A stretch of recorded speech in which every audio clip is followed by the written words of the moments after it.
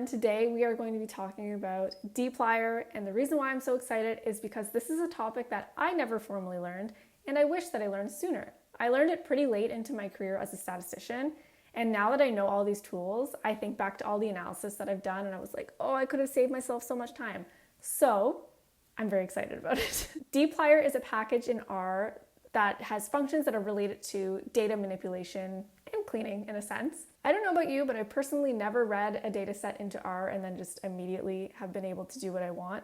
There's always this stage of data cleaning or data manipulation that needs to happen before you can do what you really want to do, whether that's data visualization or some sort of analysis. So let's get started and load that Dplyr package into R, and I'm going to show you a couple of the functions. Let's get some packages loaded. The first one that we need is Dplyr. And if you need to install it, don't forget, you just go into your console here, type install.packages, Dplyr, just like that, in quotation marks. But I already have it installed, so I don't need to. I'm also going to be using Tibbles instead of the built-in R data frames, because that's what we're using in one of my classes. But Dplyr also works on just your regular old data frame. Again, if you need to install that package, you can do that in the console. So we've loaded in our packages, and now I'm going to just create an artificial data set for an example. I will copy this code into the caption of this video so you can follow along easily. So just copy and paste that into R and you should be good to go. So I'm creating a tibble. You can think of it like a elevated data frame.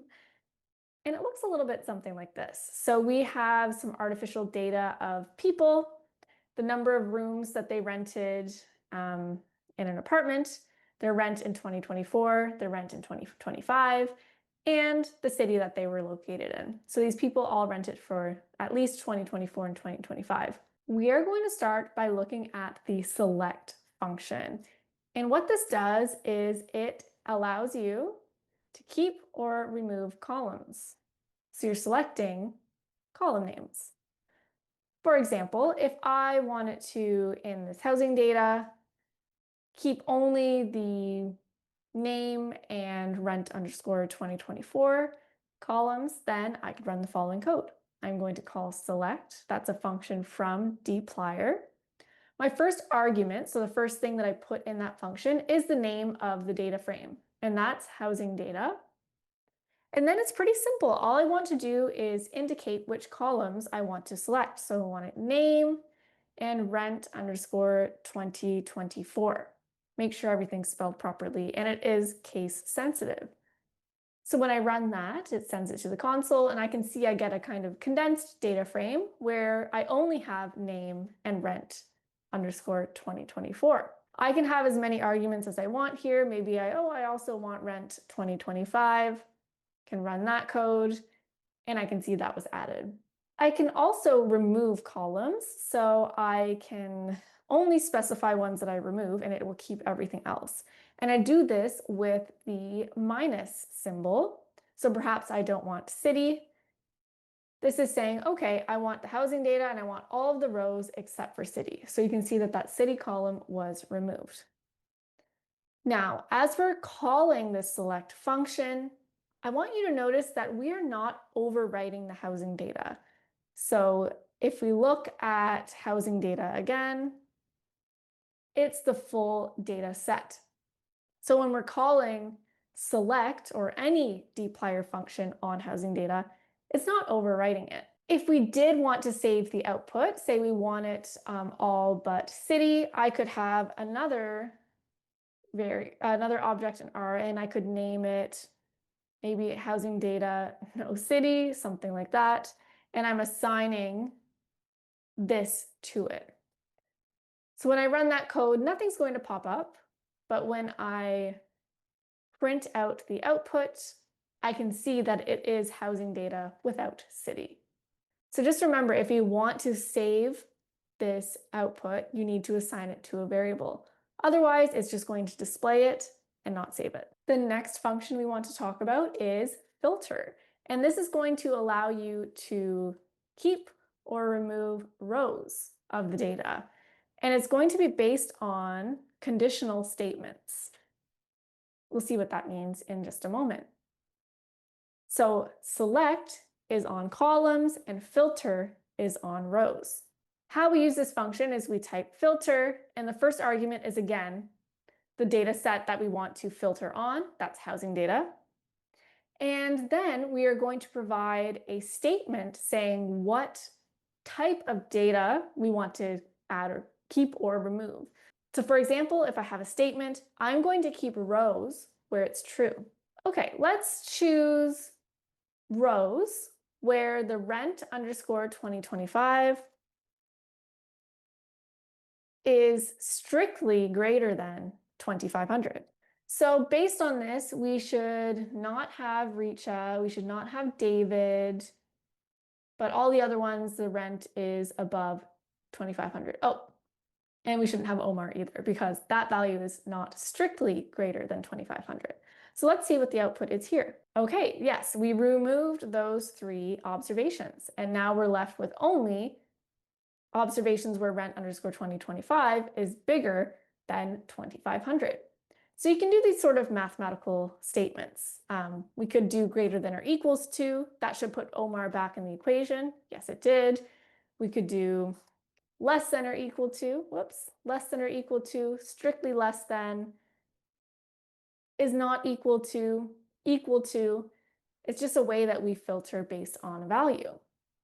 We can also use characters to provide some conditional statements. So maybe we only want to look at rents in Vancouver. Then we can say, well, let's say city equals Vancouver in quotation marks, indicated as a string. And we can see that our subset of the data only includes people whose apartments were in Vancouver at the time. Maybe we're interested in anything but Vancouver. That's when we're going to use this exclamation mark equal sign, which means is not equal to. So you can see none of the apartments are in Vancouver. We can also condition on multiple statements. So as we did before with the select, we could include multiple columns. Here, we can just provide another statement to filter on. So let's say we want to look at cities that are not in Vancouver who have rents above $2,500 in 2025. We can just write this.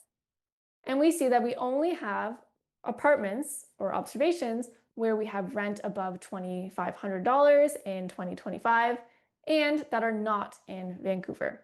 So when we're filtering, we're not explicitly changing that housing data tibble or data set unless we tell it to be saved or overwritten. So let's call this housing underscore expensive underscore not Vancouver. I don't know. We can call it whatever we want. And we can assign this sort of tibble to this variable. And now whenever we call that, we can see this reduced data set. And again, housing data is unchanged, which is very nice. So now let's talk a little bit about mutate. So this function creates new columns. You can think about it as creating a new variable. So mutate, again, the first argument is going to be our data set.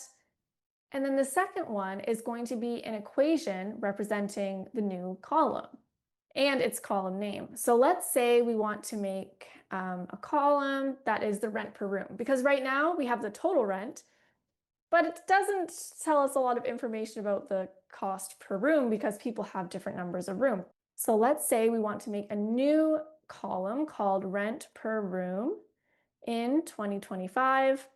And that's going to be equal to the rent in 2025 divided by the number of rooms. And when we run this code, we see that we now have a new column with that name that we gave, and it's equal to the rent underscore 2025 divided by the number of rooms, which is very nice. Again, if we want to save that, we could either overwrite that original data set, or we can create a new one. What do I want to call it? Per room. Sure. Very cool.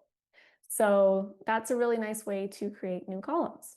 Now, let's say that we want to use a bunch of different functions from Dplyr on the same data frame to get ready for an analysis. Well, instead of doing everything line by line and, saving the output, overwriting it, saving it, overwriting it, we can use something called the pipe operator. And this is a percent sign with the greater than and percent sign. This pipe operator allows us to do multiple operations or call different functions on a single data set in a really logical way that clearly shows you what's going on. Recall what we did when we were looking at the select function. So we called select, our first argument was that data set, and then the subsequent arguments were column names that we wanted to add or keep. What we can do, instead of calling this data set every single time, is pipe it. So we can say, okay, I want to use the housing data set. I'm going to pipe this. I like to just keep things neat. We'll tab 1 to say that we're still in this pipe. And I'm just going to select all columns except for city. And when I call that, I get the equivalent answer as this one up here. Exactly the same. The nice thing here is that I can actually build on this pipe. So let's say the next thing I wanted to do was to create another covariate. I can pipe, go to my next line and say, well, now I want to mutate. Let's create that rent per room in 2025 covariate, but I actually no longer need to specify the data set because I'm piping the data set right here. And when I call this, I can see that I don't have that city column, and now I have rent per room. So let's take this one step further and filter. Let's filter on apartments that are 2 or more bedrooms. So num rooms is greater than or equal to 2.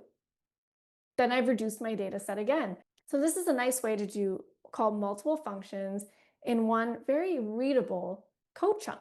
And again, if I wanted to save this data set, overwrite it, I can do that absolutely. I could say housing data, we'll just call it housing data 2 for now. Just because I'm picky, I'm going to move those over and I can call this. And now housing data 2 is, I can actually just read this here.